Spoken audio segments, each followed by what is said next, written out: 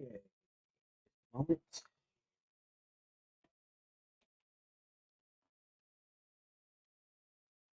Okay, let's try. We now have three more deals to do um, for the chapter.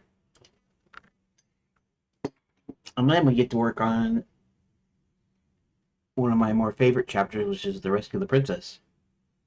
Um, so that should be pretty good, I think. And I should just, like I said, I should worry about the, AI less. Well, okay, so basically, you know how I'm using the AI, right? The chatbot. Where comes to something that I need to describe, and I don't really know how to describe it because I don't really have it all in detail in my mind. What would you see in a 1960s airport, right? The LAX airport in the 1960s, right? What would you see?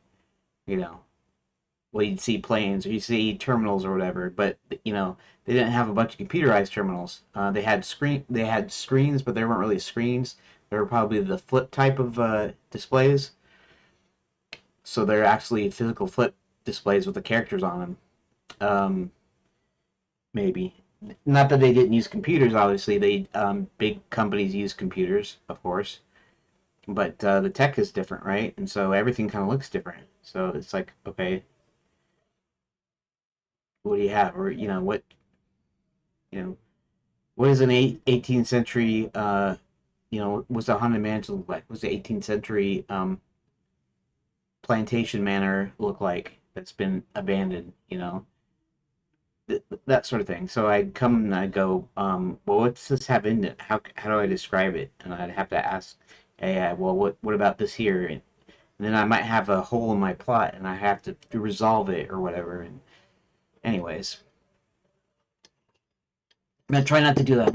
I'm trying to. That doesn't mean I won't use a chatbot here in just a second, but it does mean I am going to try to take an opportunity. Okay, so before I do anything, I wonder,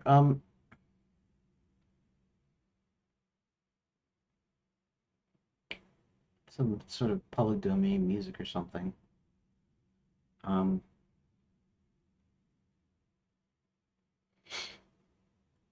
I don't know. I guess I'd have to look for music or something somewhere because I can't really necessarily find. And this should loop over. Okay. Anyways, it's kind of too bad. I had up to 5 people. Well, technically it was 4 people. I had up to 4 people in Rumble for my stream, which is kind of cool. But of course, now that I took my break, I don't know why the deal with the bit rate. Bit rate isn't. Yeah, I don't know. I don't know if dynamic bitrate is the smarter option. But though you would get dropped frames, and so I was just saying dropped frames. Um, I don't know. I don't know if there's a setting. Let's see, where is the dynamic? Let's check advanced, I guess. Dynamic rate.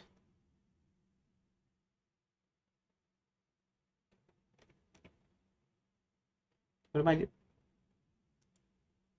I found it.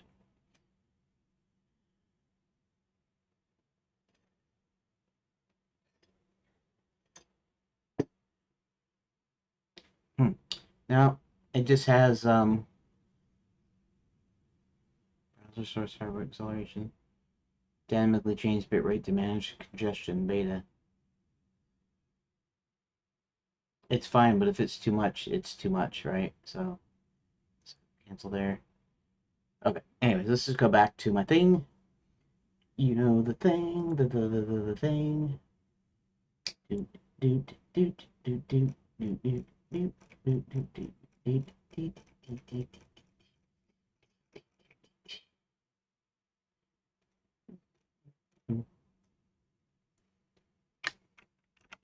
Guys, do do do do do do do do. Good afternoon. Be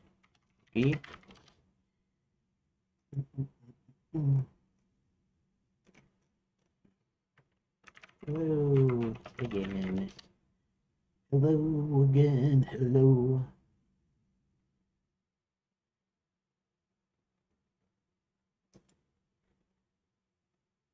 What is making the hammering sound? Is that Dad or is that somebody outside or something outside? It's not a knocking. It's not like a door knocking. Keep on knocking, but you can't come in. You keep on knocking, but you can't come in. Okay. When Max gets to Liberton, he asks around about Zanzibar. People tell him they think after the Tri-Cities area, he might be heading south. Max then almost decides to skip Resterton because he couldn't possibly perform there. He then decides to check it out for completeness. He gets to Resterton. He attempts to talk to the ghost there. No one's able to answer him from the great beyond. After some exploring, he finds some evidence that Zanzibar stayed at the hotel there.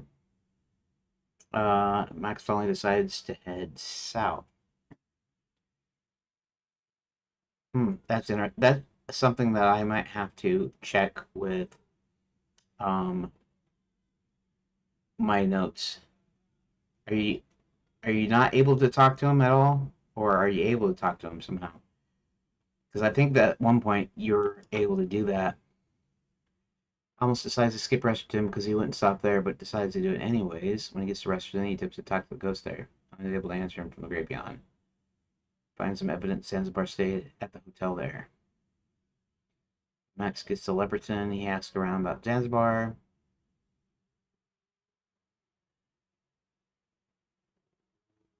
Might be heading south. So he then decides to check it out for completeness. That was a mistype there because going clockwise, he goes to Resterton first, and then he goes to Leperton, and then anti-clockwise or counterclockwise, say in the U.S. I just decided to name it anti-clockwise just for fun, I guess. But okay.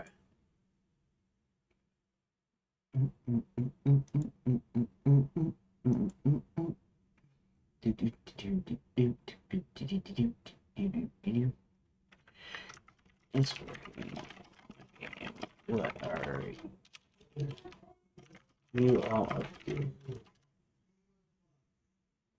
let's do something here. Let's find a different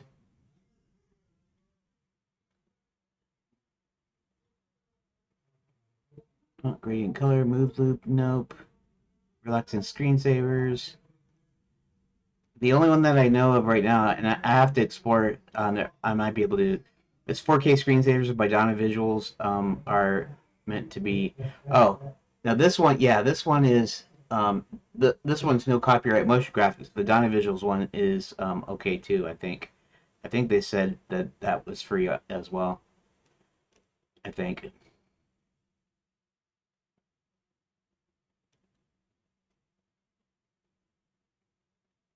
Let's do something here. Let's check it out. Here. Hopefully I don't get pinged. And actually believe that, but oh, make modifications, right? Okay. The other ones, yeah. These guys say you got to make sure it's changed different. In other words, I can't be saying like I made this or something, but I can. Yeah, let's see what we got here. Now, as much as I'd like to do, 1440. I don't know if I want to use up that much bandwidth. I mean, not that it's that much bandwidth, but kind of, sort of. Ooh, trippy. Let's see something here. Let's pull up the text here. I wonder if it's a little too trippy. Okay, let's do a let's downgrade the resolution. We'll try 720. That's all right. We'll go even further. Let's go Let's go down to 360.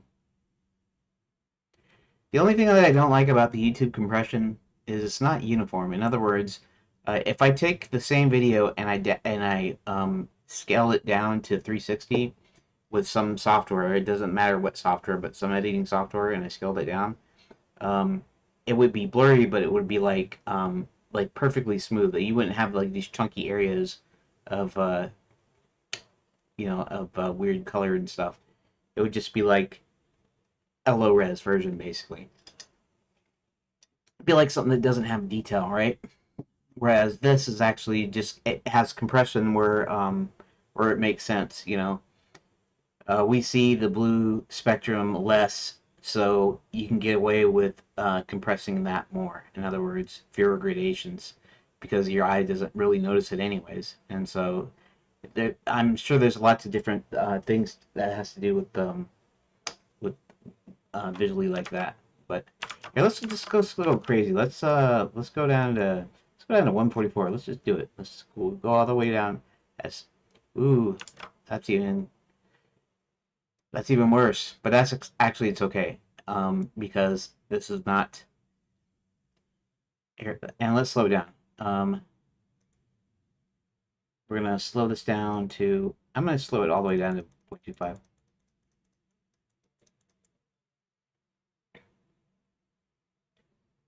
Well, we're gonna go up to 0.5. That way, 0.5 seems to be kind of the sweet spot for smoothness on some of these. Like you don't notice it jerk as much as you do on anything slower than 0.5. Okay. Anyways, supposed to be focusing on this. All right. When you attempt to talk to Ghost there, no one's able to answer him. Creepy online. Well, you find some evidence in Zanzibar State at the hotel there. Uh, See, it's like I don't have like a description for these places, like in a way that I should sort of. If this was a normal game, like you come up, you have your team come up with like locations and areas to put possible puzzles and stuff, and then you actually be having like some concept art and some things about what's there. You probably go through a construction of what would be in the village, what kind of thing would be there, and what was typical in medieval villages and what you could put in there, even though it's not historically accurate or whatever. And you kind of do some stuff like that because then you have more of an idea of what actually goes on there, which I don't have, which I should in a way. Since this is 18 phases long and phases can be months or years, I'm not saying the feature is gonna take that long, but it might still take a long time. Because of that, um, in a way, it kind of doesn't matter. In a way, it does. In a way, it doesn't. Um, this is where Notebook comes in, and I was going to do it at first, but deciding to do it. So let's go to Notebook.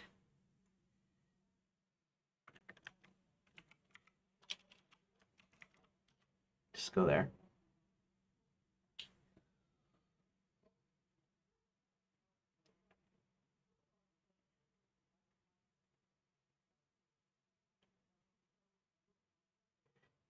Did he actually visit Trouserton? I mean, really? I mean, he kind of did. Hold on a second before I do that. Let's.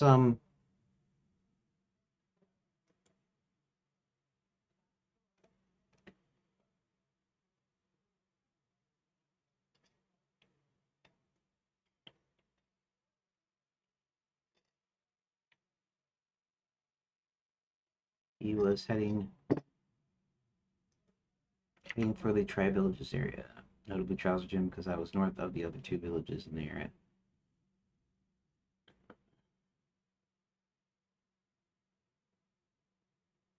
Um,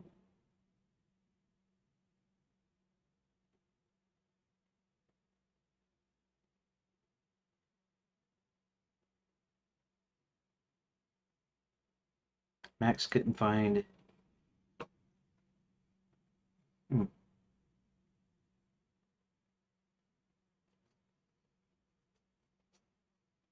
Okay, I'm not gonna spend a lot of time. You know, I mean, I could spend a lot of time describing these places, but maybe I shouldn't. That just to get moving. I will have a basic description. I should have a basic description there of Chowserton. Um, since clockwise and anti-clockwise uh, are locations there, I might drop the Chowserton text into those pages just so that um,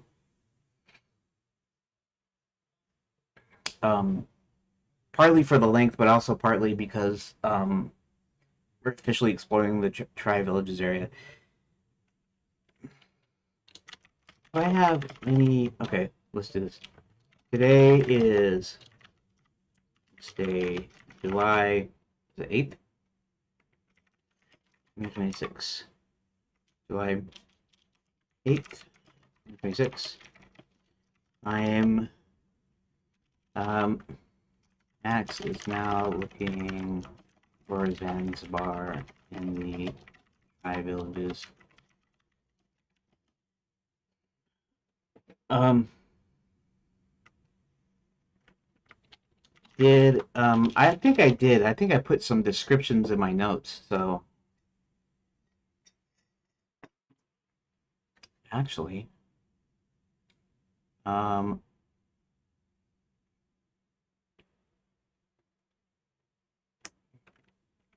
can you pull up any descriptions of the Tri Villages area?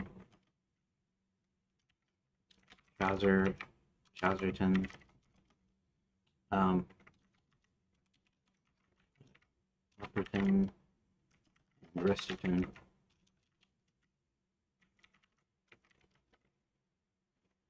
Um, I had a couple of names for Resterton at some point.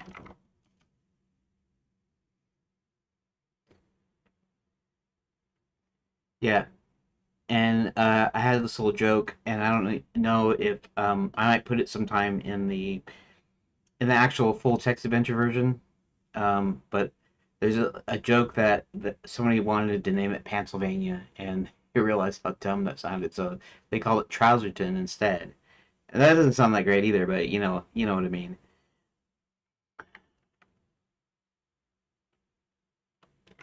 Actual listing. Um, I know I had some. There should be something in the dump file notes, and also not receiving enough data. I don't get it. Yeah, I mean I do get it.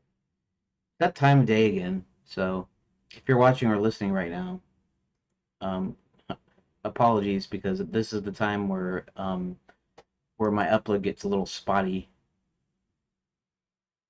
0% packet loss. Twitch is looking good, and Kick says it's healthy. So yeah. Anyways,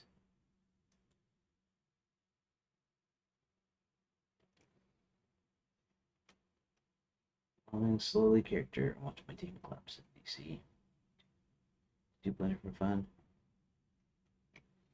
Cool. Cool. Cool. Cool places with you. Okay.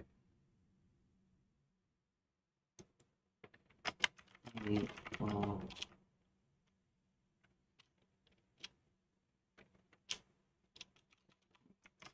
I think I might have had some extra stuff in the pre-rewritten phase one, but I don't think I uploaded those pages.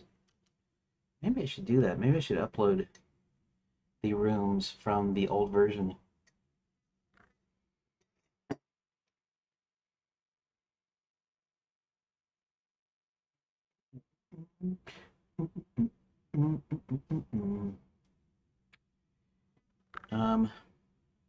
Maybe I should do that. Okay, let's do that. Let's go in here. No, let's go into dev stuff. Go to dev stuff. Um go to redot. Now I have 4.3 stable. Pull that up. Hopefully it'll run separate. Okay, good. And we're gonna run 4.3, which is the original. This is the old version. In fact, should be a little snappier, honestly, but Princess Prep Office. Okay.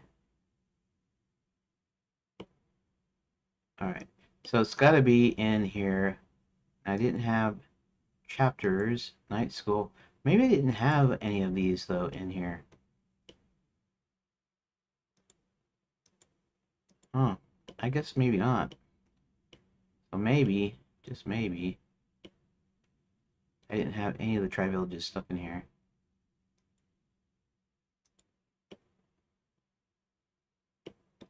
Dragon Mount, Chester Cave, Train Cabin, Lopswood 8. Burley the Dwarf, which is not in this version. Blefuscu, there we go. And then Local CCs, Random Villages, The Shedding Shetland, Cups and Balls. Okay.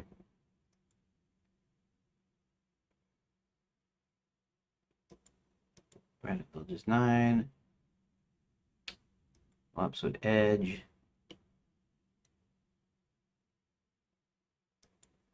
John, further questions.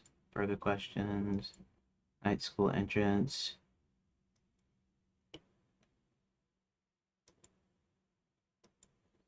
Night school, night school. School. Night school.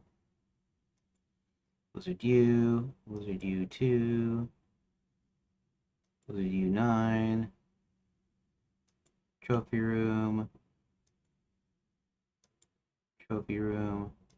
Wizard U Hall. Night school pool. Princess Prep. You know what? I don't think I have anything in here. I mean, I do later on.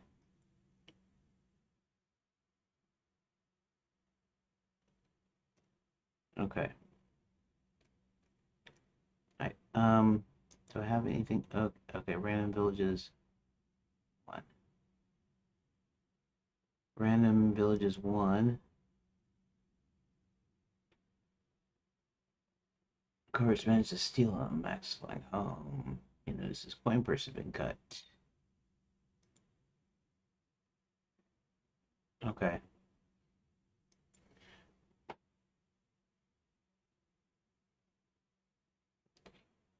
Random.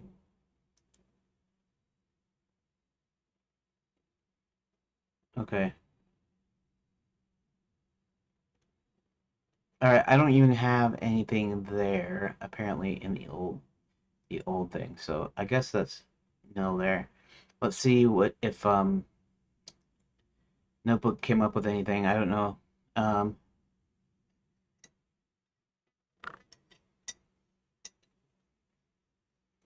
Makers of the best trousers in the kingdom. Village is also named Pennsylvania, but the locals realized that would make them too much of a joke. Absolutely everyone in the village wears trousers, including the women and girls. Their economy relies on trade deal with Leperton, which supplies all the wool for the garments. In the story, the citizens are so hyper-focused on trousers that when Max comes looking for Zanzibar, nobody cares to answer his questions. Max is eventually forced to buy a pair of trousers just to get the shopkeeper to talk to him. Geographically, trousers just sits north above Leperton and Resterton. Leperton, the lore. The village has an abundance of leaping sheep, so originally going to be called Leaptown. To match the ton suffix of the tri-villages, they decided to change it to Leperton. The mishap. Scribe filling out the official charter accidentally left out the A and registering the town as Leperton. The unfortunate name has been a source of deep chagrin, causing the village to lose residents over the years, as people naturally tend to stay away. The culture. The residents' absolute favorite pastime is counting the leaping sheep as they jump over fences. When Mac's henchmen come asking for information, the unhelpful locals tell them they might as well ask the sheep, which only respond by bleating. Okay, got it. Resterton, formerly Chillington. Yeah, I was gonna call it Chillington and then Resterton. I don't know if either one of those are any good, but those are the names. So I mean, I gotta use them, right? Gotta use them. If I'm using them, I use them. If I'm not using them, I'm not using them.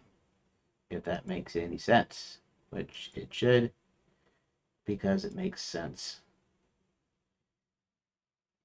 Okay, Resterton, Lord. As you recall, this town was originally named Chillington before you officially renamed to Resterton. It is a place where most of the prominent citizens of Enchanted Lands go to rest after they pass away. It is a real-life ghost town, meaning it entirely populated by actual ghosts that can be interactive. See, I had a thing where it said it can be interacted with, but Max doesn't interact with them, so his restaurant lay low and stash his money specifically because living people avoid going there. When Max is hunting Zanzibar, he almost skips restaurant entirely, assuming Zanzibar couldn't possibly perform a magic show for ghosts. Max decides to check it anyway for completeness. When he attempts to interrogate the locals, no one is able to answer him from the great beyond. Okay, so already I have a contradiction there, where you can interact with the locals, but then Max can't get information. I'm not really sure what I was going to go with, because he does catch up with Max.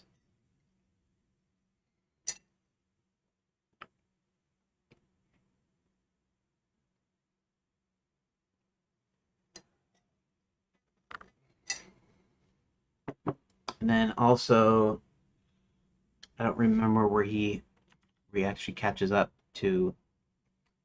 Let's see if I got it right in here. Anyways, uh,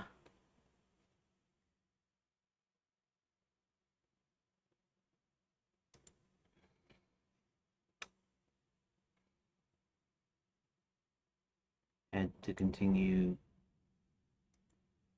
a new deal. So it just says he catches up to him in another village, right? So that's another village even south, I guess. This time on classic adventure game design puzzle, you have established a rule. Ghosts can be interactive in a situation outcome seems to break it. Max gets absolutely nothing from them. Look closely at you in your rooms. You actually have a perfect narrative loophole already built in to fix this contradiction without changing your mechanics. A safe place, a withdrawal. You wrote, oh, chapter 9, huh? Oh, let me check out chapter 9 then. I'm not sure. Here, let's pull this back up. Let's go to chapter 9 here. 8, 9. Oh, Zanzibar's last show. Okay.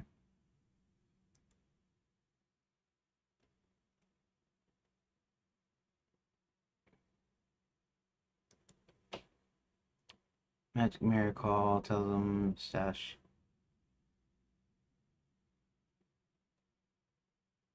Or the Tri-Cities area. Max has been traveled to Charleston. He asks people there if they've seen Zanzibar since the last show there. Nobody's interested except in trousers. Uh,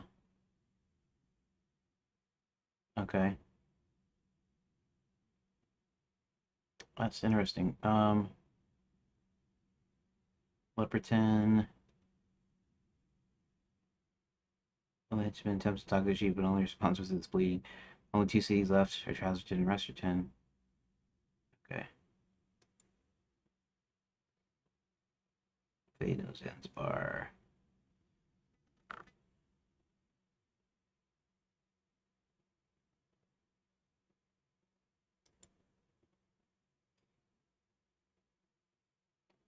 Wait. Oh. Comes to Resterton, realizing it's probably the perfect place since no one speaks there. Okay, here. Solicits ideas from two henchmen who are following him. One mentions the stables would be a place one would look for loot. The other mentions the bank is an obvious choice, considers a moment. Hotel safe could work. Okay. Let's see. Chapter 9, A Safe Brace and Withdrawal. You wrote the ghosts are actively doing physical things. A ghost comes into the hotel and opens a safe. The bank is bustling with apparitions doing their daily banking, yet the text explicitly notes no one notices Maxon has been there. Okay, so the idea is nobody can actually interact with them, really interact with them. That was just my contradiction there, so that was my mess up right there.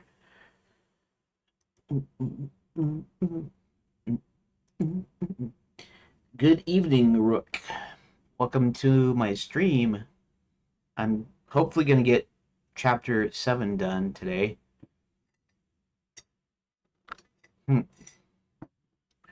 Okay. Similarly, in chapter 7, when Max tries to interrogate them, no one is able to answer him from the great beyond. Here are the 3 fun 90s adventure game ways you can reconcile this contradiction. So the town remains interactive for the player, but completely useless for Max. The corporate silent treatment. The ghosts can interact with the living, but they are on a permanent vacation in the afterlife. Max is the CEO of Channel Holdings. He stomps around making demands, acting like a corporate boss. The ghosts simply choose to give him the ultimate silent treatment. They purposely ignore him and go about their ghostly banking and hotel business. Make it a comedic character beat that Max's authority means absolutely nothing to dead people. Zanzibar, the showman versus Max the dictator. Zanzibar is a master con artist and theatrical performer. He knows how to work a crowd, even a dead one. He likely managed to interact with the ghost of Resterton because he put on a flashy, entertaining show and transcended the mortal plane. Max, on the other hand, lacks any of that charm. When Max tries to give information, he fails. Not because the ghost can't talk, but because he doesn't know how to engage with them on their level. They stuck in the loop logic. The ghosts are fully interactive, but they're hyper focused on their own specific afterlife routines, like checking into the hotel or depositing ghost jewels in the bank. If a living person doesn't engage them with the exact right prop or context, they simply tune the living person out. Any of these options. Um, well, um, Zanzibar able to use everything that's intact. He doesn't have to actually interact with the ghosts.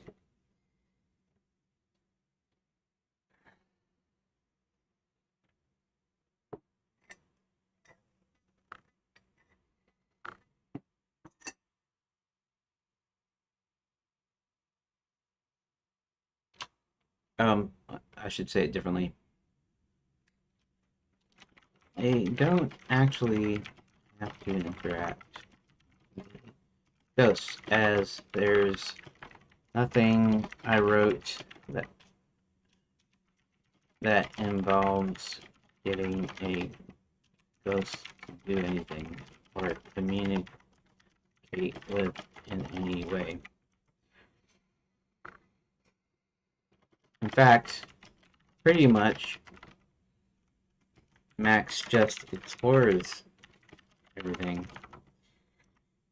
regardless of what ghosts do.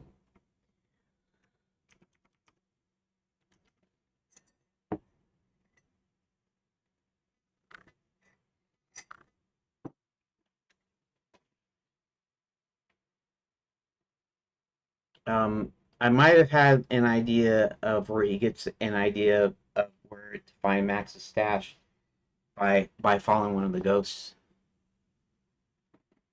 and he's able to look at the he's able to look at the one ghost operating the safe to find the combination.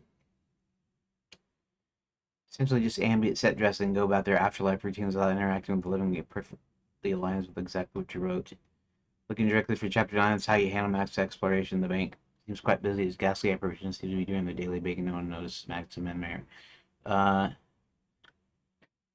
Ghost comes in, opens the safe. Max simply watches to learn the combination. That's what I already put in there.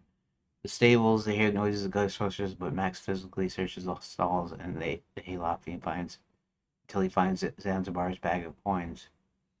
Uh, okay. I think I'm not sure, but I think you find Zanzibar's stash in each of the 3 locations. But since you're only uh, choosing one option, um, that just happens to be where the stash is at at least until you play through again and realize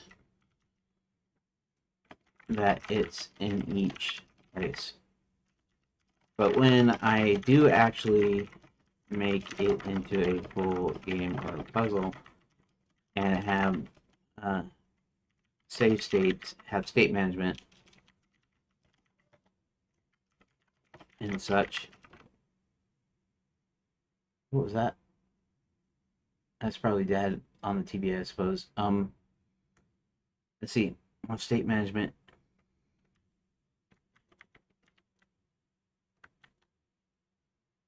if you do make it into a full game or puzzle, have state management and such, you can probably randomly um, go to one of the 3 locations, or I can do something, or something like that, or something like that. Okay. Oh, baby, I've got something to tell you. I've got something to say. I'm gonna put this dream in motion. Nothing gonna stand in my way. When the going gets tough. Tough, get going. If you know classic game design trick, in adventure game development, this is often jokingly referred to as the quantum ogre or Schrodinger's stash. The item exists in a state of flux until the player makes it twice and then bam, it just happens to be exactly where it was hidden all along. And directly to all rooms text for chapter 9 is exactly how you have it wired up. Max arrives in Ghost Town, restaurant makes a suggestion, check the stables, the hotel, or the bank. If the player chooses the stables, Max finds the bag of coins in the hayloft. If the player chooses the hotel, Max watches the ghost open the safe, learns the combination, finds the bag inside. If the player chooses the bank, Max finds the real looking bag hidden under the teller counter. For phase 1 of your roadmap, this design is absolute perfection and flawlessly satisfies step 6 of your 7-step decision point process. Do all the choices ultimately lead to the same story outcome. The player gets the agency of choosing the search location, but the narrative funnel keeps moving straight into the final push without hitting any dead ends or requiring complex tracking. Your instinct for how to handle it in the full game was also 100% correct. Once you reach a phase 8 centralized state management system on your roadmap, the engine will be able to store background variables and room states. At that point, you can have the game randomly assign the stash to just one of the 3 rooms at the start of the playthrough, which turns it from a flavor choice into a genuine puzzle. The player has to look for clues to find the correct location. This is a fantastic way to write the scene for the choose your own adventure phase, while even throw it wide open to drop in true puzzle mechanics later. And the combination is one thing. The hayloft thing, like you can go in and explore. I might have to do something that would cause it to become a puzzle. I don't know how to say that, but um, to where all 3 of them are actual puzzles. And the solution to the hotel safe is just to look at the safe, right? I might do something similar with the bank later. I have it behind the teller counter, but it could be in the main safe, or it could be the safe could be time locked and really literally time locked. In fact, there could be all kinds of cool stuff in the safe from when these people were living, basically. So all their goods actually gets transferred to Resterton. Anyways, okay, thanks.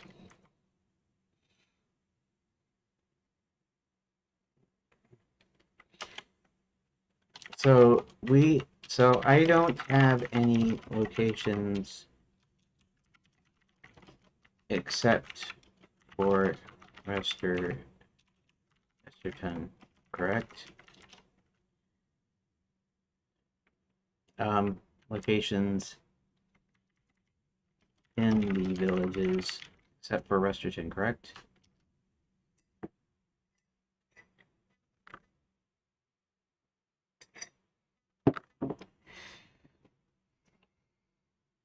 I need to add more sources. I need to add more stuff. Honestly, I should start having kind of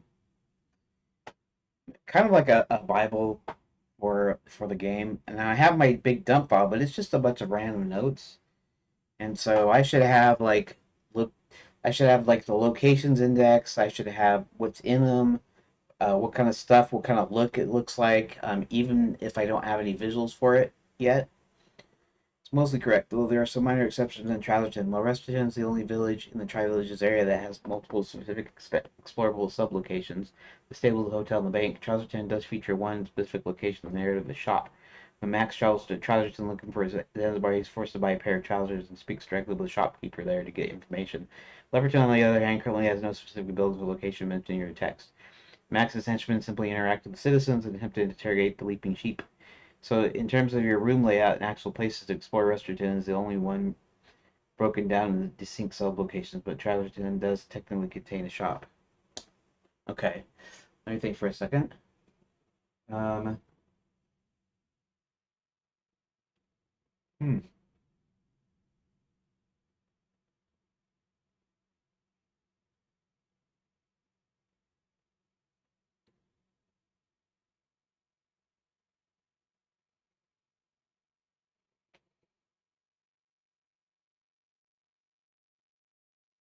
They should all have a.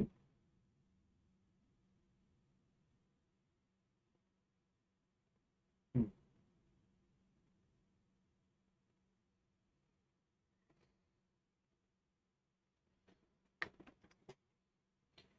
I'm trying to think of how I'll describe them as Max encounters them when he visits.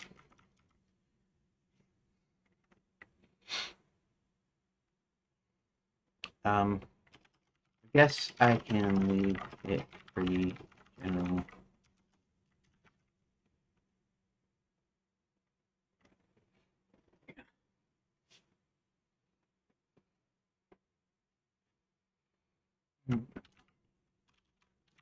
Those are looked like any small town village. Main street with shops and a bank. Um, doctor's office, maybe a law office, a couple of there were a couple of uh, taverns and inns. The only feature, defining, defining feature was that everyone was wearing trousers.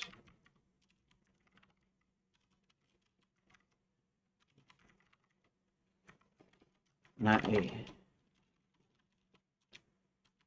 including women and girls. There was not a dress or skirt,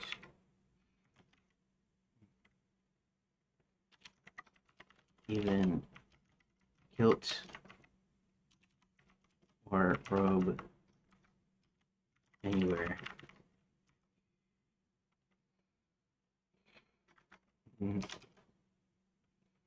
You know, Epperton was mostly,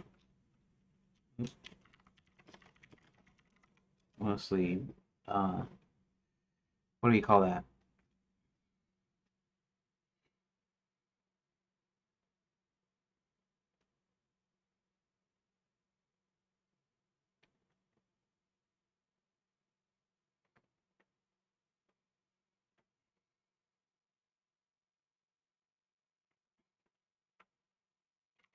French style houses with a fenced yard that housed numerous sheep,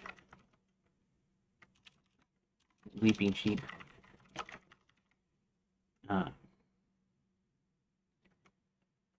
Along a fairly wide but dirt main street with a wooden boardwalk on each side.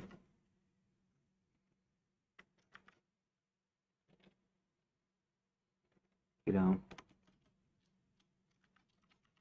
Chesterton looks like a proper town. It had a bank, an inn, a tavern full of shops. It had cobblestone streets and brick buildings, but there was not a soul in sight. Even that is a bit of a misnomer. Even that's a bit of an incorrect description. There were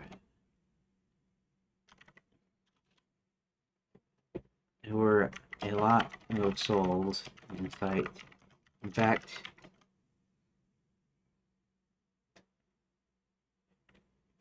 they were all souls, as Chesterton was their final resting place after having passed on. They were all walking to and fro, and generally going about their business. Some doing shopping, a couple of ladies stopping to chat with each other. Some of what appeared to be old men in front of a general store, sitting in some rocking chairs. Nobody, nobody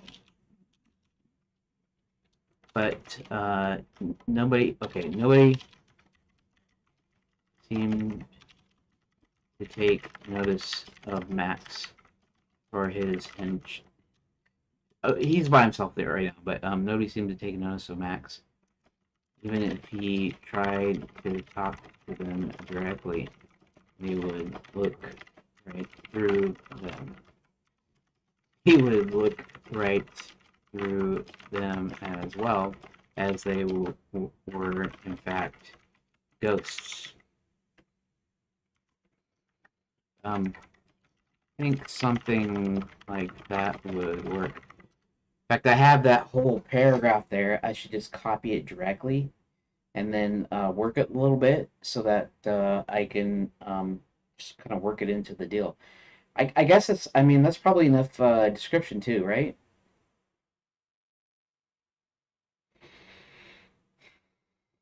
It's just something coming off the top of the head. These descriptions are fantastic and capture comedic video games too.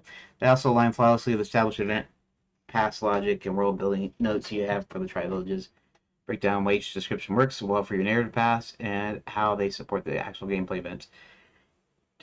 Completely mundane small town, the bank, doctor's office, law office makes the punchline that absolutely every single person is wearing trousers without exception much funnier because it contrasts with the otherwise normal setting. How it supports the game. The description perfectly sets up the narrative beat where the locals are so obsessed with pants that Max is forced to actually buy a pair of trousers just to get to the local shopkeeper to talk to him. Now, okay, so the funny okay, so the funny name that I thought up the first was Pennsylvania. Okay, but I know you guys in the UK and probably around other places that are not the US or not Canada, because I think Canada uses the term pants like we do. Whenever you hear the term pants, you think underpants, right? You think underwear, basically. And so, uh, what I did is I decided, well, they're going to name it Trouserton because Pennsylvania sounds like a joke. I mean, it does because it is a joke. Pennsylvania also just, I mean, it sounds pretty goofy. Trouserton sounds goofy, but I just mean they go, we got to be a little bit dignified here. Let's call it Trouserton, because we're using trousers. They're full of nothing but pants is what they're full of. In fact, yeah, like that, like I said, they have a deal with Leperton, which has the sheep, the leaping sheep, and so they use the leaping sheep to make wool, and then they use the wool to sew into to make into trousers for off the Trousertonians, you might say, off the Trouserton citizens. Anyways, okay, let me go back here. Okay, right. I forced to actually buy a pair of trousers because the local shopkeeper to talk to him. Lipperton. The imagery of white dirt streets, wooden boardwalks, and ranch-style houses with fenced yards full of leaping sheep creates a distinct rural Wild West frontier vibe that separates it from Trouserton.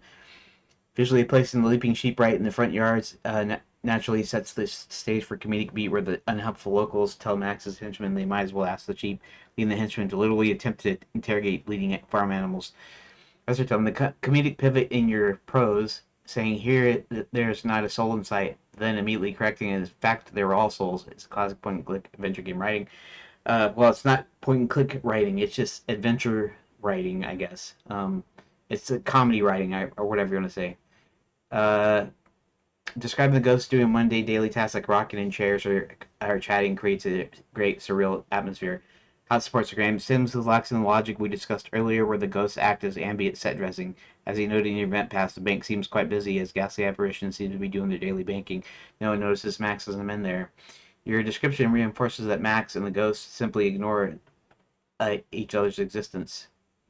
One small suggestion for Resterton, since you already mentioned the bank and the inn hotel in your description, you might want to add a quick mention of the stables to complete the set in your event pass. The three specific places Max can choose to search for Zanzibar's stash uh, are the stables, the hotel, and the bank, right?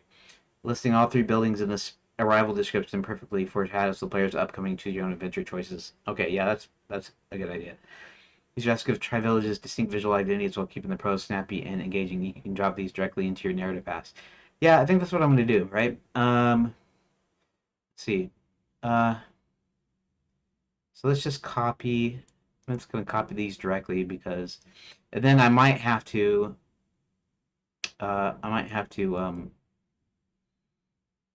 shorten it, but we're going to copy that.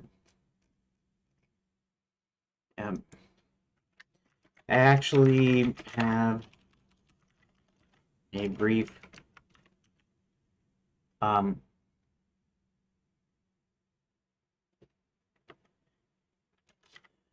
uh, brief section on trouser done in. Let me find the page here. Uh,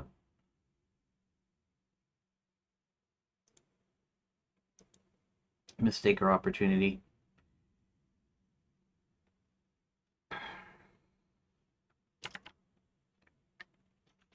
Mistake or opportunity. And I'm going to move that into the what do they call them? Tri-Cities. I call it Tri-Cities. I meant Tri-Villages, but Tri-Cities. Is that under? No, that's underline.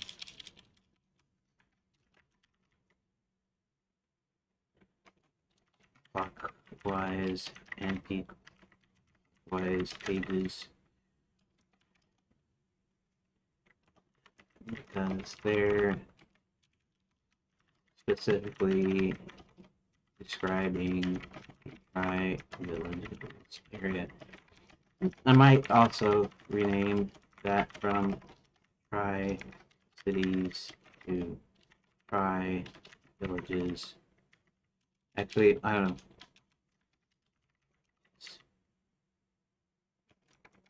Something like that. I might do tri-villages, but after looking at it, it doesn't seem to be as readable as when I put an underscore.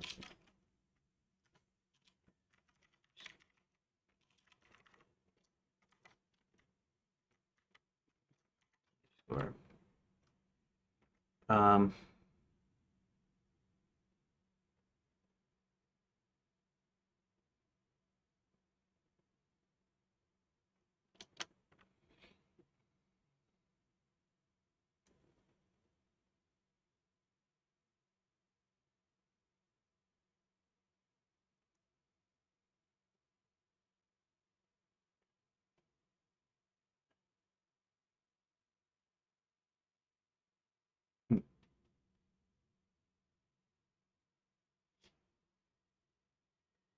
it's the fantasy and rural aesthetic.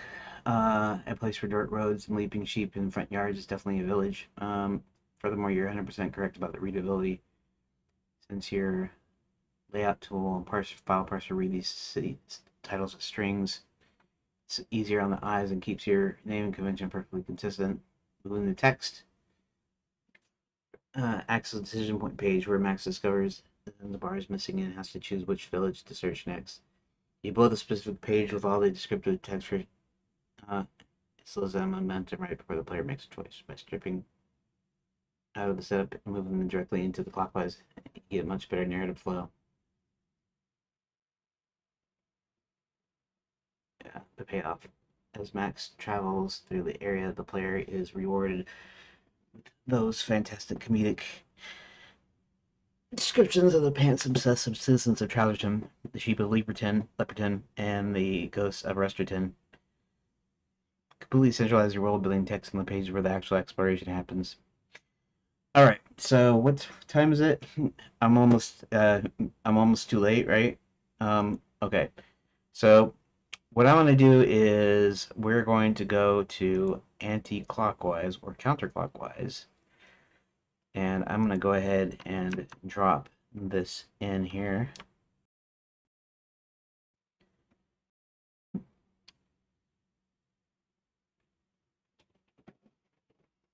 Okay. And actually, that's one short paragraph. It'll probably be even a little bit shorter, maybe. Kind of depends. So Trouserton should be the first description there, which is fine. Let's go to mistake or opportunity. Uh,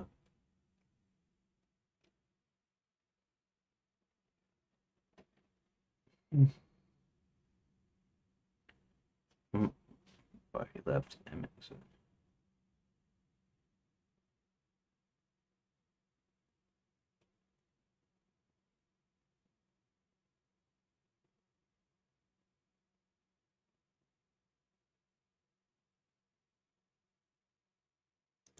Oh, okay.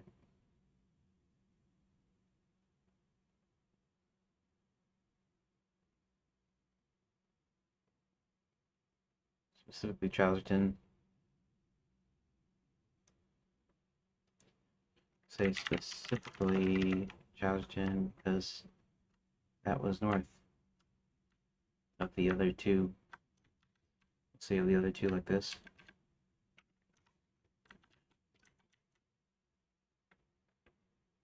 Then the bar wasn't in Trouserton. Okay.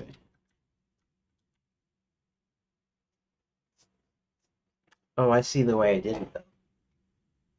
Uh,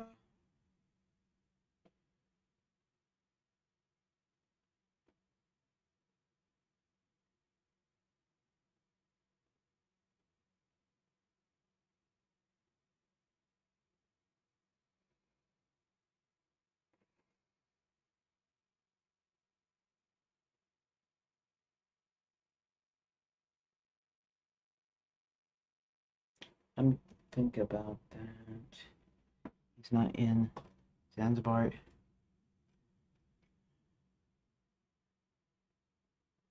Okay, let's just go ahead and I'm gonna take these out up here and I'm gonna put them into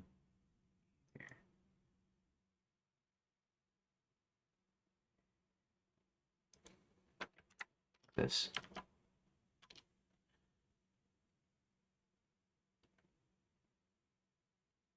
Okay, and I'm gonna do the same thing here.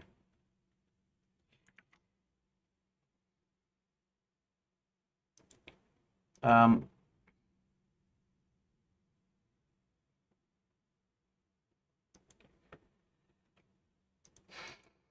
so in mistake or opportunity, max heads to browser. And now the two choices are actually clockwise and counterclockwise, but I label them as hit 1 for max to go to version first, hit 2 for max to go to version.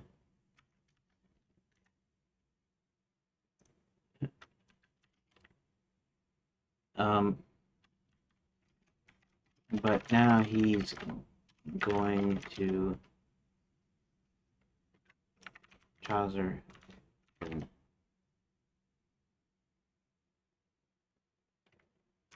Now it's a one-shot page where he hits all the villages. So I need to figure out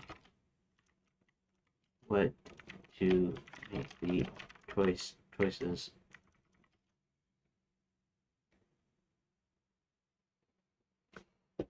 Do I say hit 1 or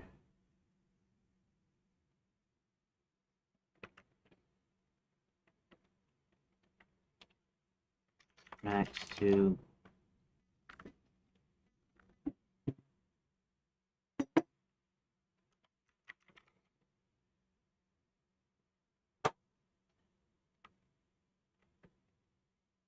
Is it try villages in counterclockwise order? Hit 2 for max 2. Visit each try village.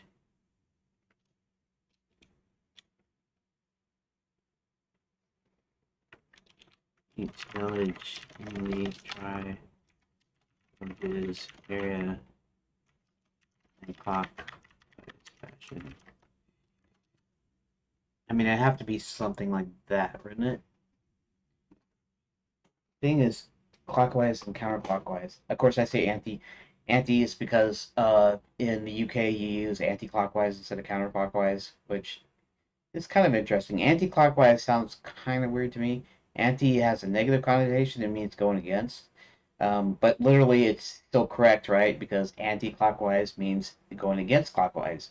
In other words, going reverse, right? Counterclockwise means going counter to clockwise fashion. So clockwise this way goes right, and counterclockwise goes this way. It goes in counter uh, counter turn, right? So both are correct, but anti is still a little weird to me, and I guess that's just because I'm American. Because, like I said, anti has a negative connotation, like anti means not.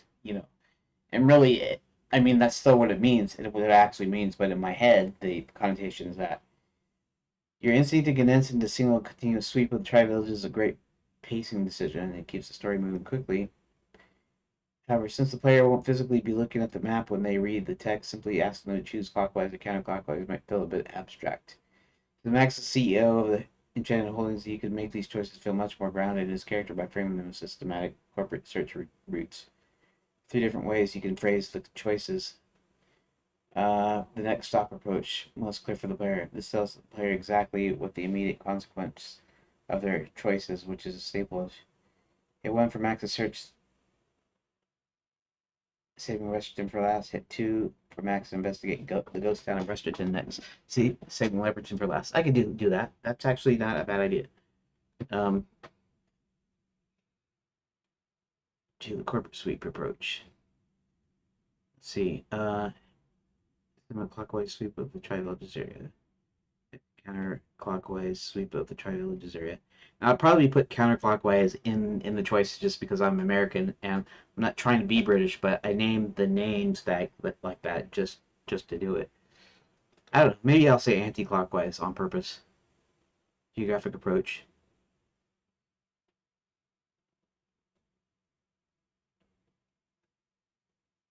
East toward Resterton before looping back around.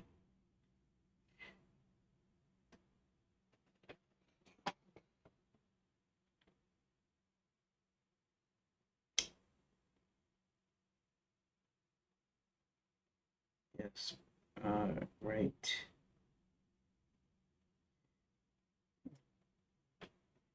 Your phrasing chooses perfectly satisfies step 6. You move the heavy descriptive text of the town directly into anti-clockwise and clockwise. Both choices simply deliver the exact same hilarious form.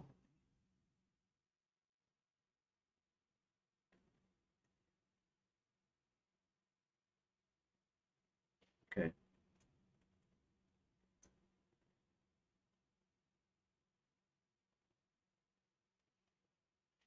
Hit 1 to tour tri-villages.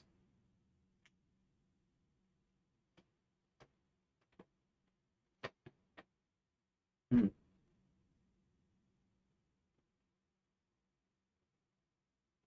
Starting with Trouserton,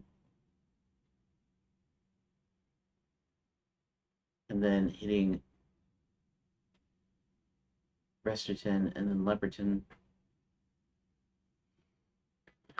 Tour the tri-villages area by first hitting Trouserton, and then visiting Leperton, and finally visiting Resterton.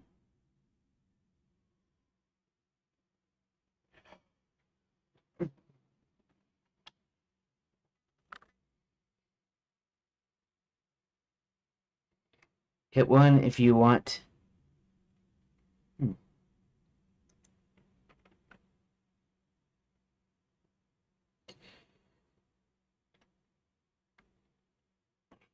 What did I say up here though?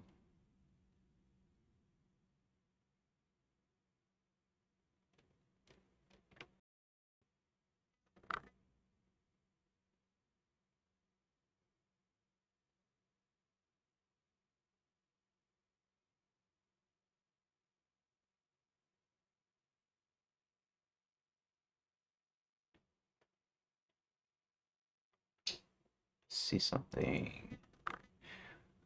I'm running out of time.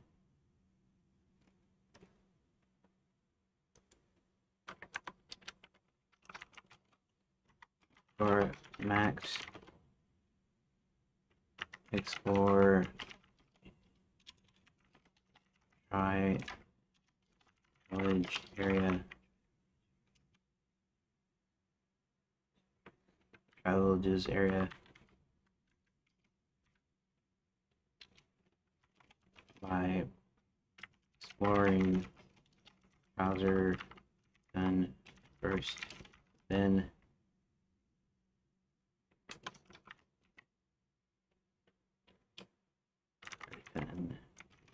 finally. No, that's going to be too long.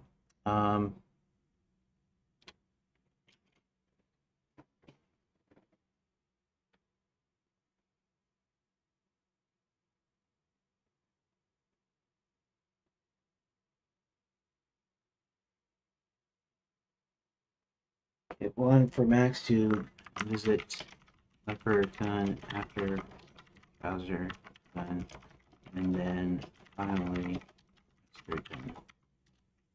Hit for max to visit register 10 after browser done, and then finally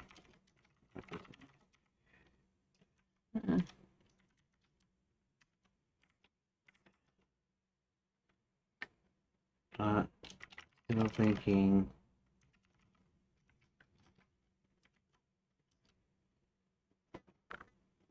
Uh,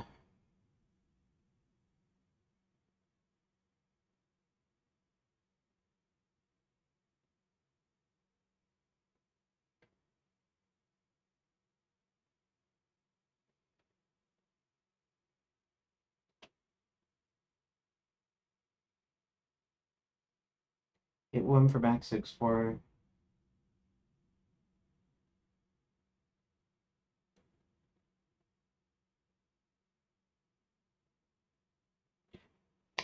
Tri-City area, Tri-Bit villages, extra.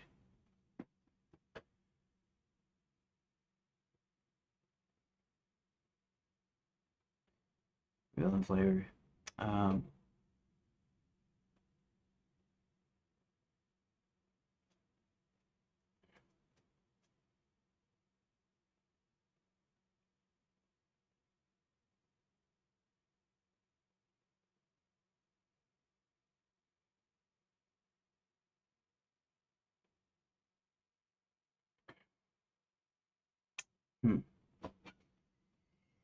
let's see.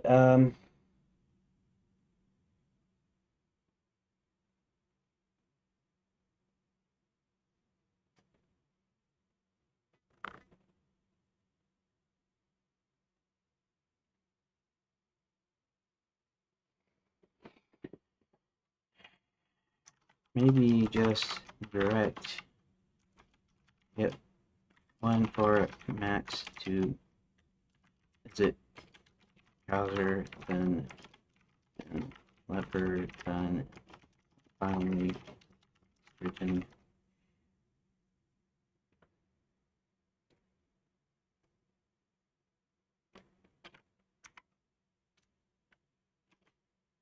Hit 2 for Max to visit browser, then register, then and finally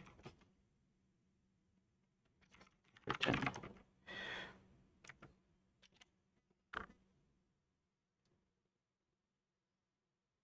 Might work. I know it's kind of weird to obsess for this, but I mean that would work. It's a little dry.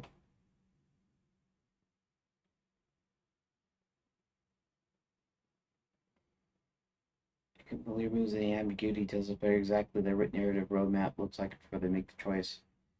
Some 3 villages in order. You give the player the complete itinerary.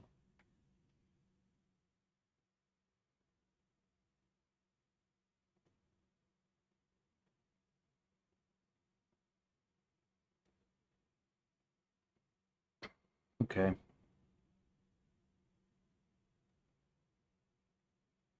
So let's just put this in here. Copy. Let's go back to the wrong button. Wrong icon.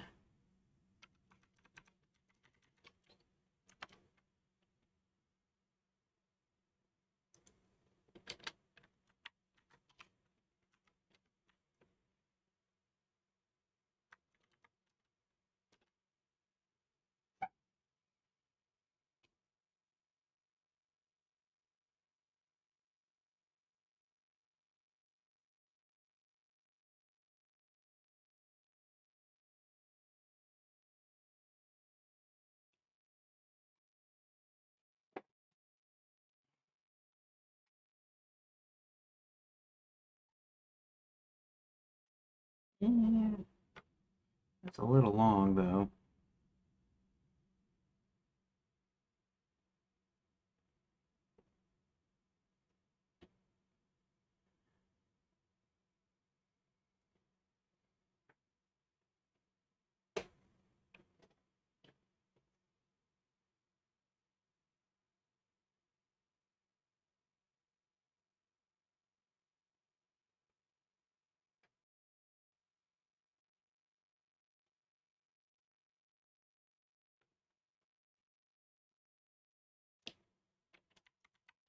little long. I guess I could leave it though.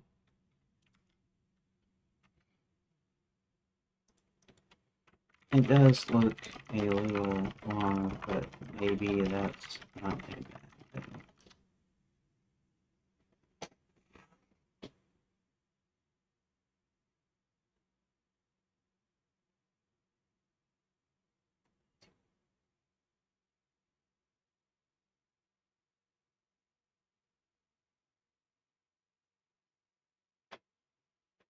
Hit 1 for max 2.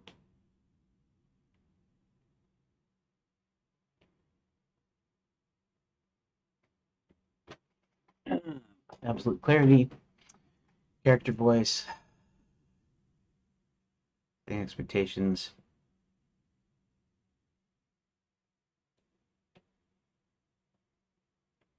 Okay, we'll just. I guess we'll do that. This is fine.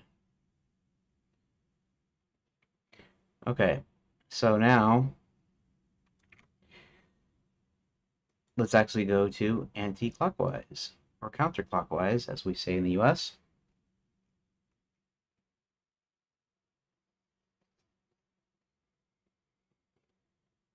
Okay, so we're going to.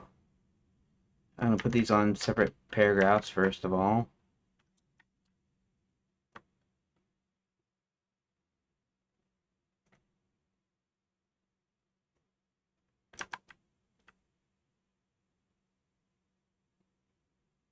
Mostly rinse off NCR.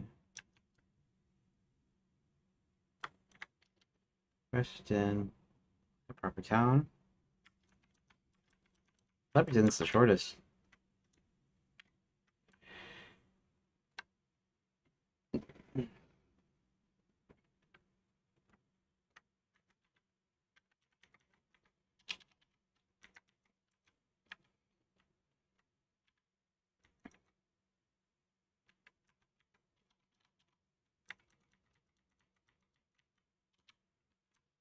Okay.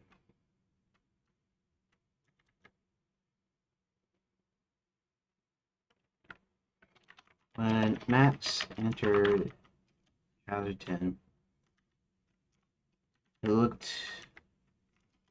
like any small town or village. A main street with the shops, a bank, doctor's office, maybe a law office. There was a couple of taverns and inns.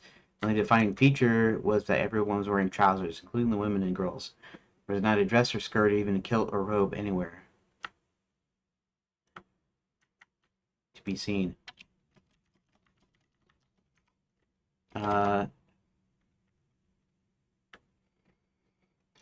Max spotted a shopkeeper sweeping his front porch off.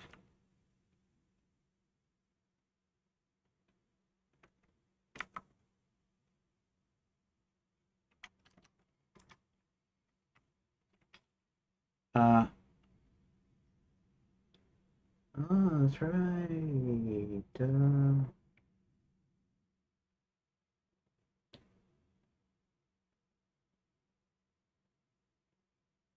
Okay.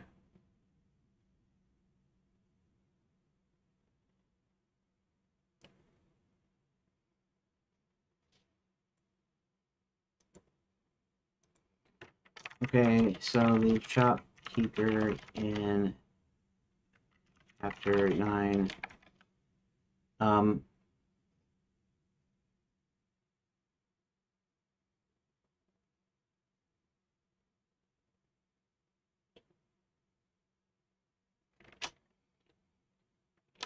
What was Max doing in Browser then in chapter 9?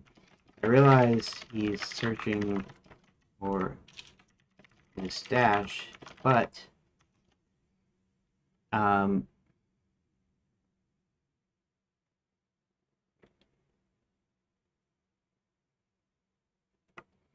what specifically does he get out of the shopkeeper after having to buy a pair of trousers?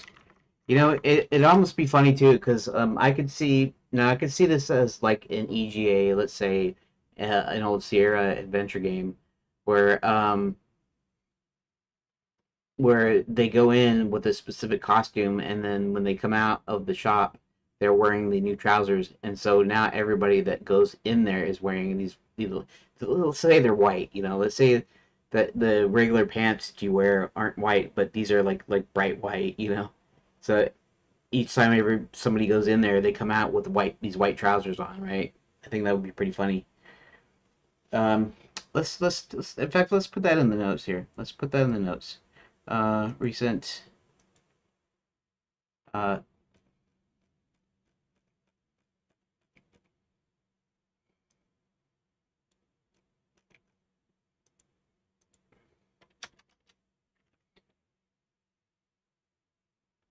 okay. When in trouser, then anyone that goes into a, uh, a shop to buy trousers comes out with them on. So, uh, the joke is that everyone is wearing these trousers. It can be visualized like the trousers are white and everyone else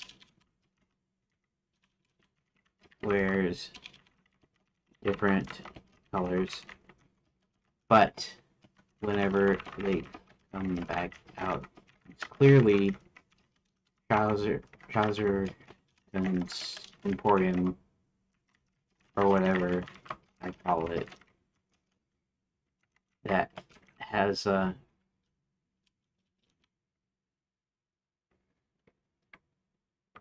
emporiums trousers or whatever I call it.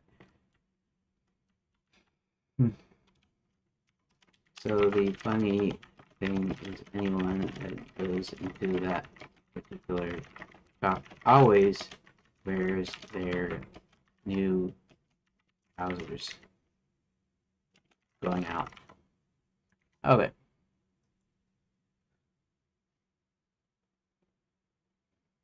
Checking Corvus.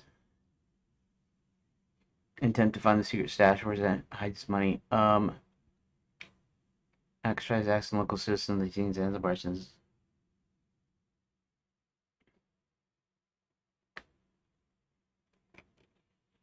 Okay. So do I need to do something similar or do it first here in chapter 7? Shoot, what are we? Oh, it's already 3:30. Doggone it. You can get the stupid thing done.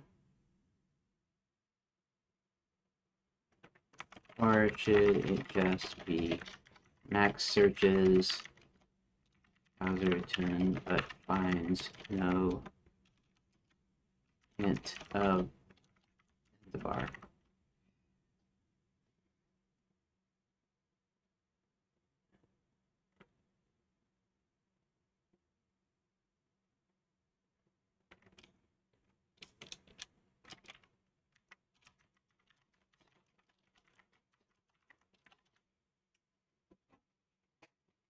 That's kind of confusing. It's my own fault. I mean, it's my story here. So, why? This stream is working, isn't it? Okay.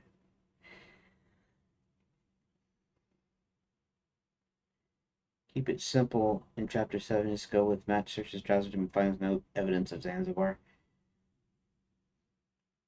You already wrote that joke for chapter 9, right? Of course. 7 payoff.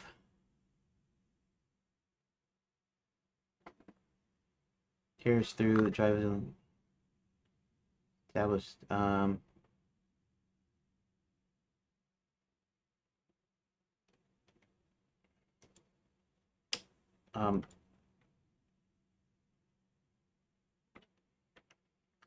he actually doesn't lose his money until after we try villages. Okay. Have it set where it's in another town giving a show. And giving a show, and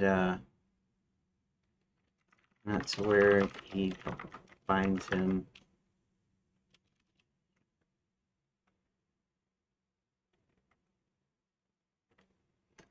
Right now he's just investigating because he's forbidden anyone to practice magic publicly.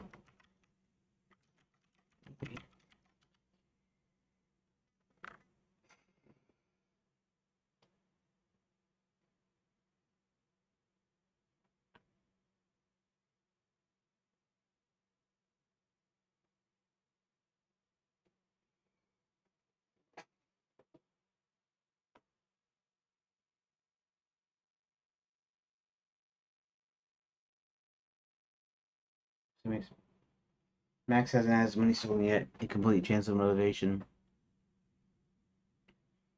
Max is strictly forbidden public displays of magic. His arrival in the Tri-Village isn't about chasing the pickpockets, about him acting as authoritarian CEO. He caught wind of an unlicensed, unsanctioned performer is drawing crowds, and he's stepping in to personally shut down the competition. Max's tyranny first, before Max gets personally humiliated by having his money stolen, the player gets to see him acting as a ruthless dictator. He's sweeping through the Tri-Villages simply to enforce his corporate roles, demonstrating how tight his grip is on Shadowlands makes Tri-Villages even funnier. Max arrives in Tri-Village expecting everyone to respect his authority, immediately hand over the rogue magician, and said he hits a brick wall of absolute absurdity because the locals only care about trousers. The contrast between Max's furious corporate mandate and the town's ridiculous pants obsession is pure comedy gold. Yeah, I don't know about that, but okay, whatever. Better set up and pay off for the robbery because Max is investigating the unauthorized magic right now. It spaces out his interactions with the town server perfectly. Later on, the humiliation, Chapter 9 of Vendetta.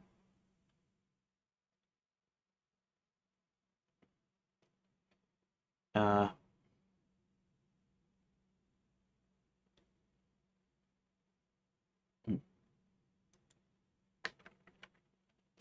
okay, yeah, that's probably how he tries to talk to the citizens, and they're not interested.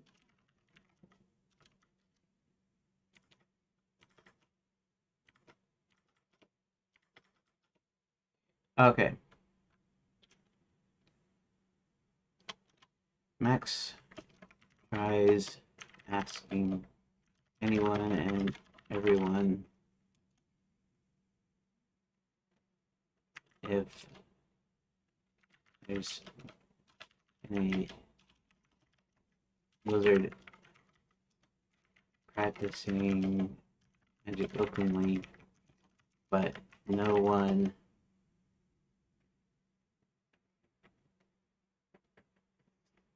answers him. They're only interested in their trousers. Curious, he decides to head to Leperton next.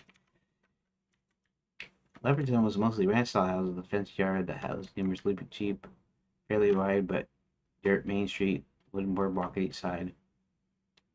Um,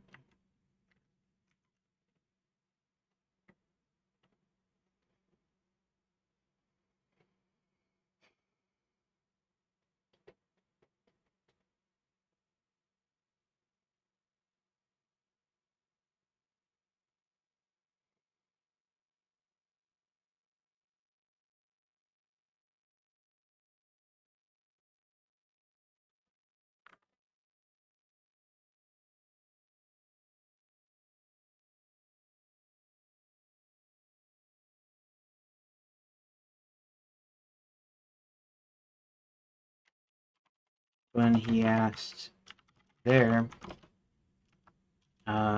Nobody seemed to really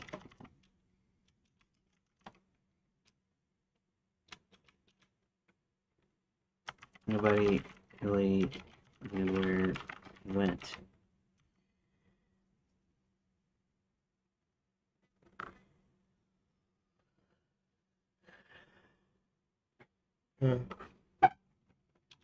But suspected he could check out Rester.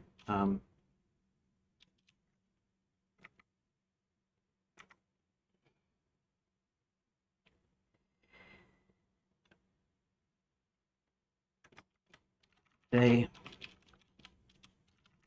were simple people, and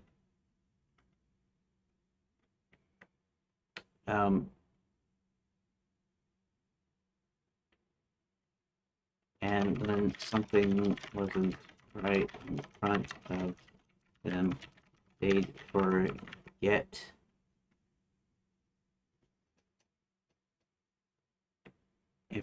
about it quickly.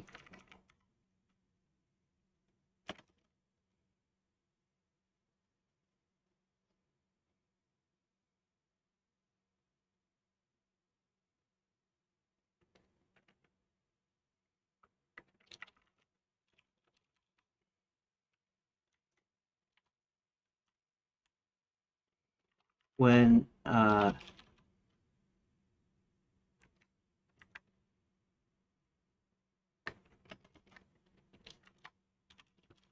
Preston was next,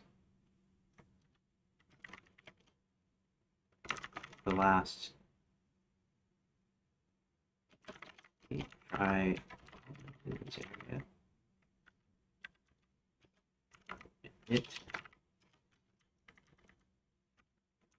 It looked like a proper town. Had a bank, an inn, a tavern, a couple shops, cobblestone streets, brick buildings.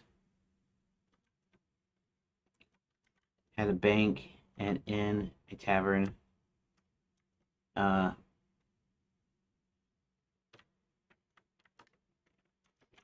even horse stables.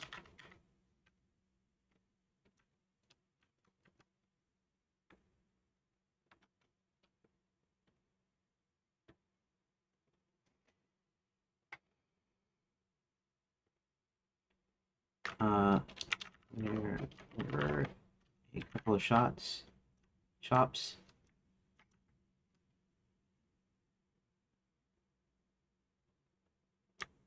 Also,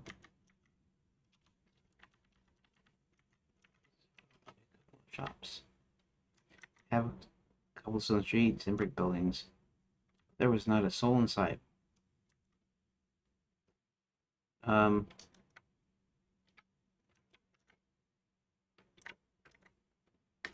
Well, that's not entirely accurate.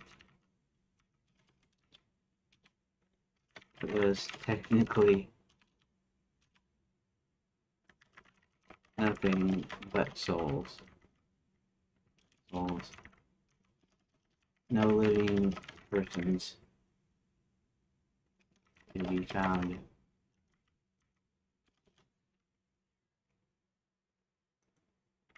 There were no persons to be found.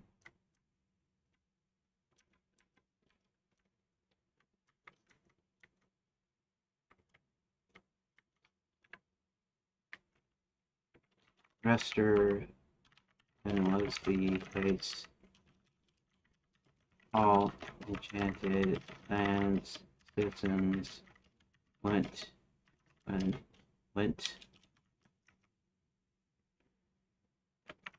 they passed on. They're all walking to and fro and gently going about their business. Some doing shopping, a couple ladies stopping to chat with each other. Some of what appeared to be old men in front of a general store sitting in some rocking chairs. Nobody seemed to take notice of Max, or even if he tried to talk to them directly, they would look right through him.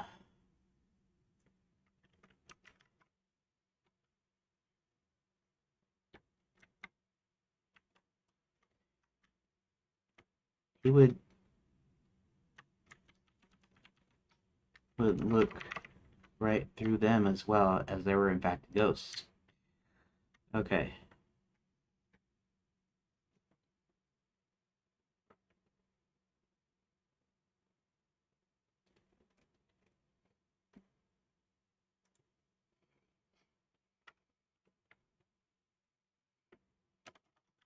Max searched a number of places and found some evidence he had taken empty room in the main hotel.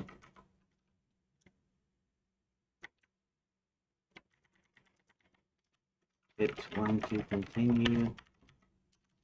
Hit 0 to quit. Okay. So what we're going to do here, then, we're actually going to copy this. We're going to go to clockwise, and clockwise is going to rest them first. Okay, so what we do here,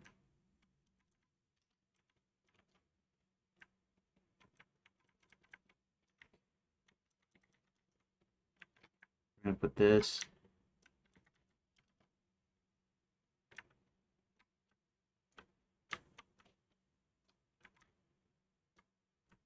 He decided, not decides, decided.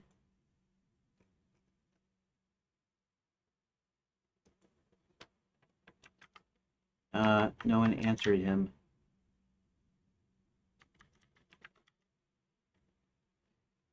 Max tried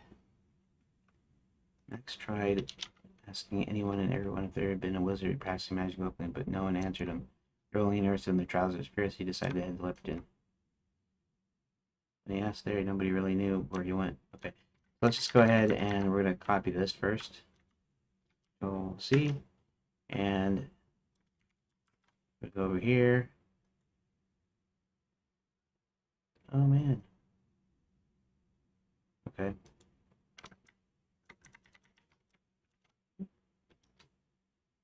Time is at 3:45. Dang it. I was hoping to get all of these done, but I still have one stupid page left. Okay.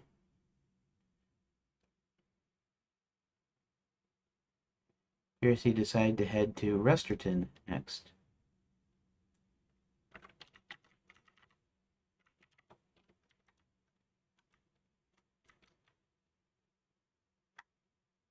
Complete. Resterton looked like a proper town, had a bank and inn. Okay.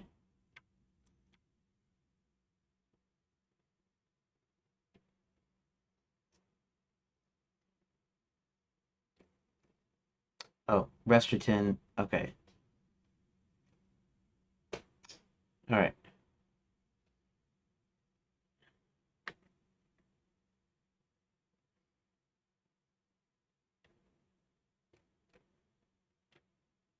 Okay.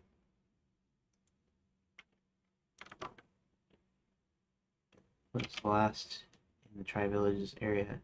There's mostly ranch-style houses with a fenced yard. And then, does this a new deal? Okay.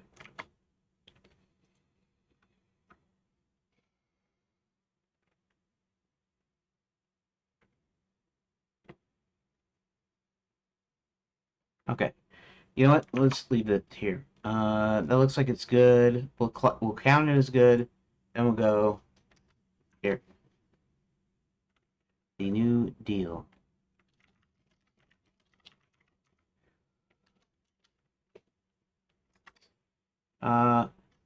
Max had come up empty with the exception of a stay at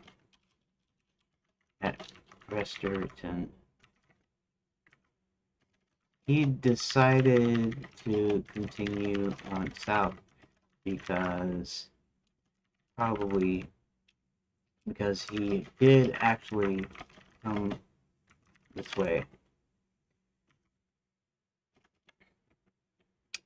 Um, When he reached another village,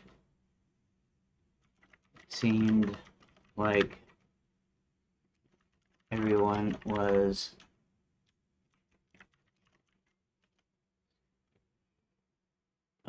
maybe a park, right?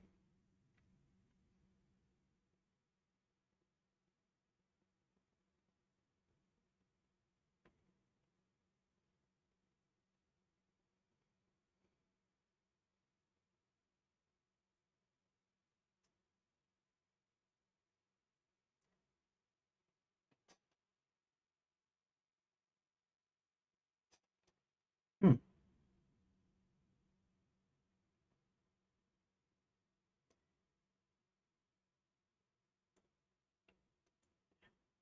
As there on the main street apparently was some sort of fair, and at the end of the street was a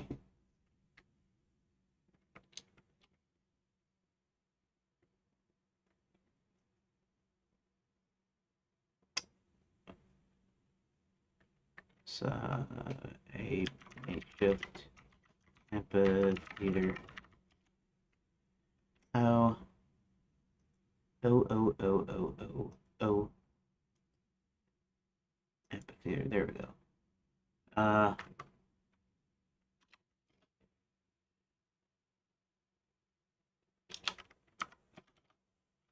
it appeared, you know, as a wizard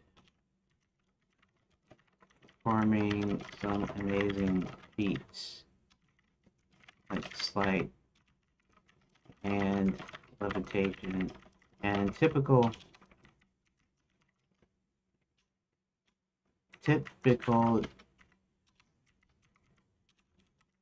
illusions, and other typical illusions.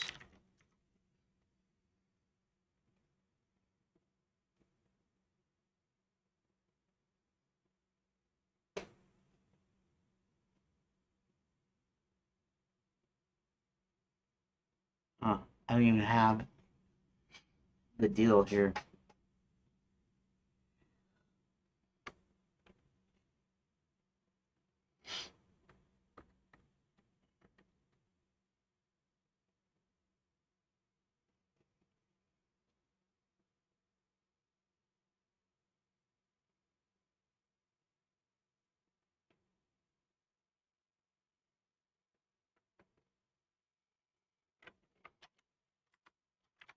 Max actually quite enjoyed Zanzibar's illusions, but little did he realize that Corvus was lurking around and managed to snip a coin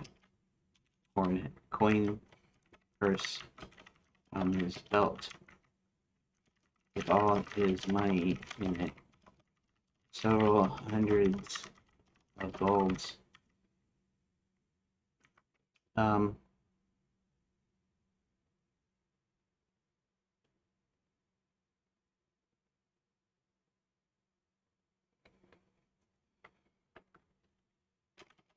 After the show,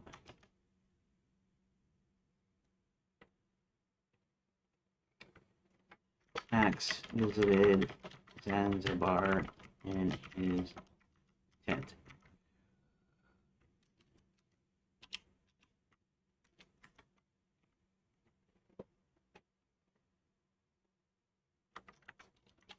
Who are you?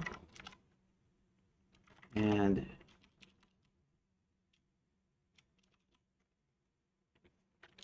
that was a great show. I mean, some of that magic I've never seen before. You do realize, though, that public displays of magic are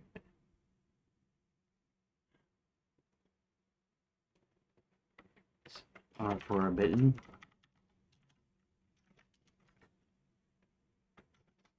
Zanzibar turned toward him. Says who? No one told me this. Everyone in Enchanted lands knows this. And I, in fact, am the one who put that law in place. Now, I could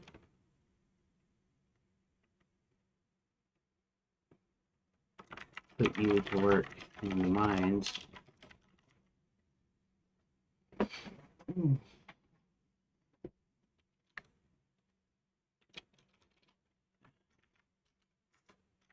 So you're the head honcho. I think I heard something about a max something or other.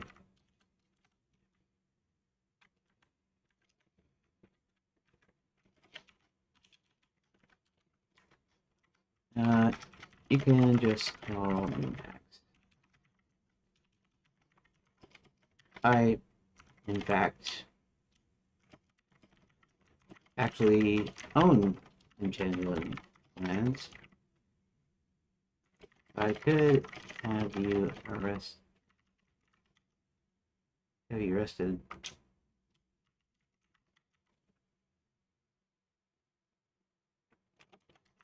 Could have you thrown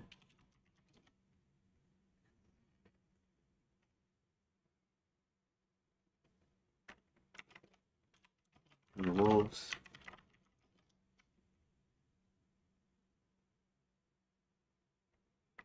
I could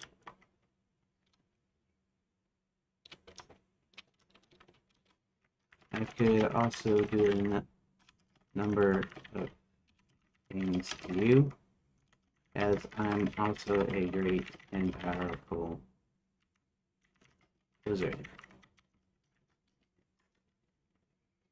Zanzibar gulped for a second.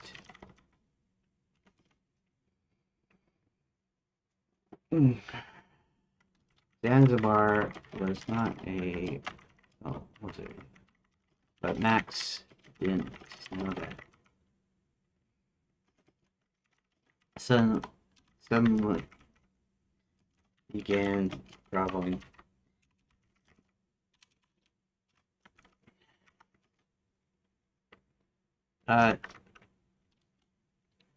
Sorry, your boss ship.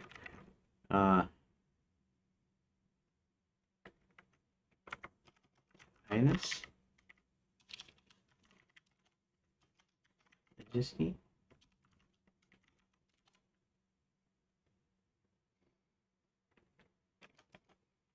Big cheese?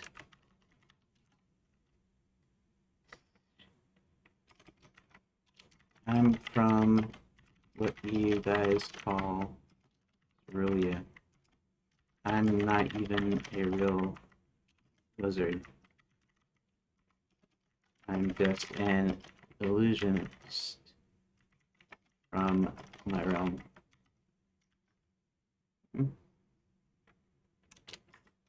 Interesting. I could still do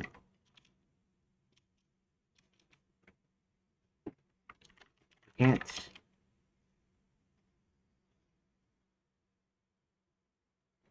have you even pretending to be wizard. So what am I going to do with you? Okay, so let's see here. What am I going to do with you?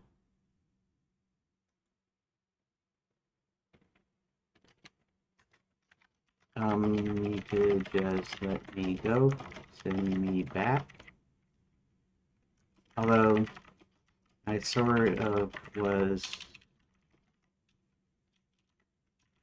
escaping the authorities, so maybe staying here wouldn't be so bad.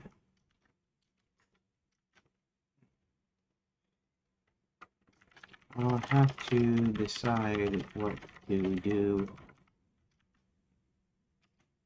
We cut off mid-sentence.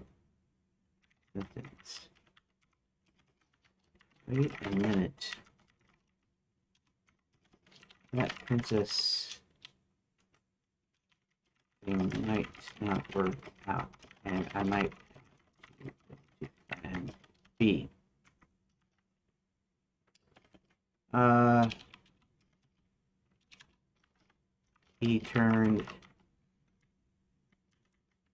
He said almost to himself. He turned to Zanzibar. If you want, I could actually help you. Put on bigger shows. I've got plenty of money, and like I said, I own Enchanted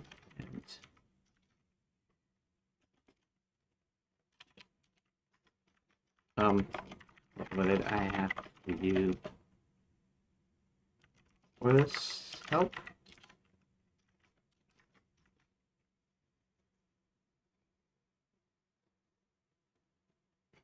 Now, I don't know. Okay, what time's it? Doggone, it's already 4. I'm gonna get in trouble here, but um, do I indicate whether Max tells him outright about the lines, or does he keep info to himself?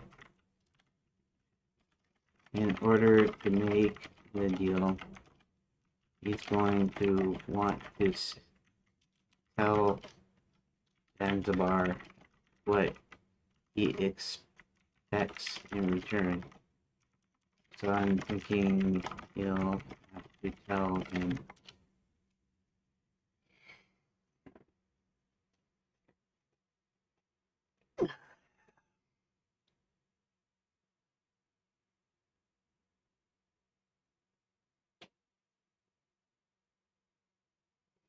Should tell me if I can get this done here in just a second, because I'm already late now.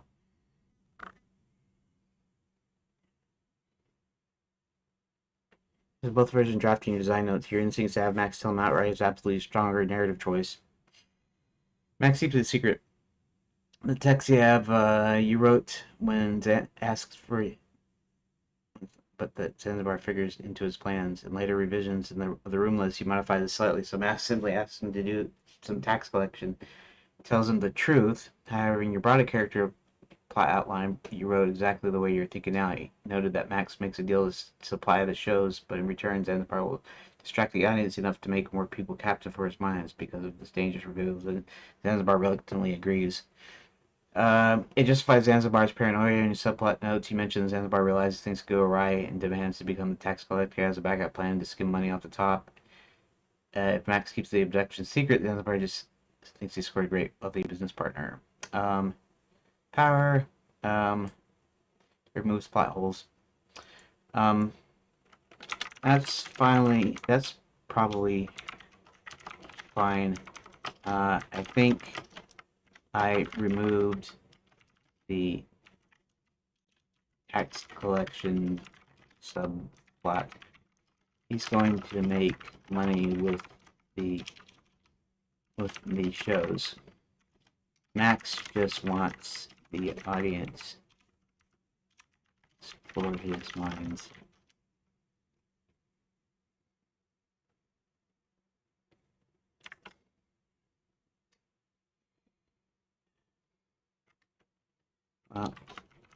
I have some mines here in Enchanted Land to here, and I may need more people to work. You seem to have large audiences. So you keep doing your shows, you keep money, and I get to increase my work.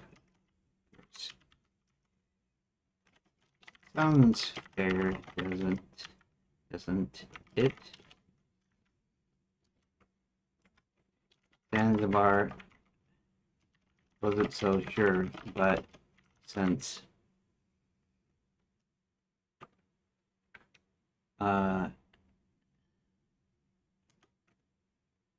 he felt a little trapped, he uneasily agreed. Okay, and what's this? It seems like a long one. I'll probably let it be long. I'll probably fix it later.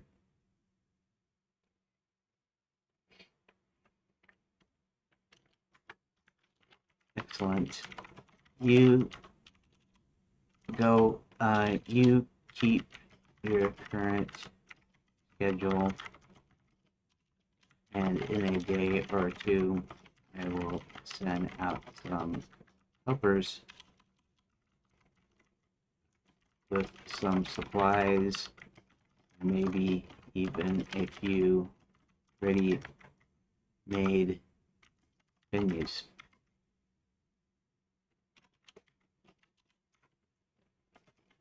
Sound fair? Zanzibar was still a bit incredulous, but nodded in agreement. And then hit 1 to continue, hit 0 to quit. Now, I don't know if I will do it or not, but I might, I guess on Friday, because tomorrow Dad has an appointment. I might come in Friday and pare this down a little bit, but at least I can count this as being done now, see?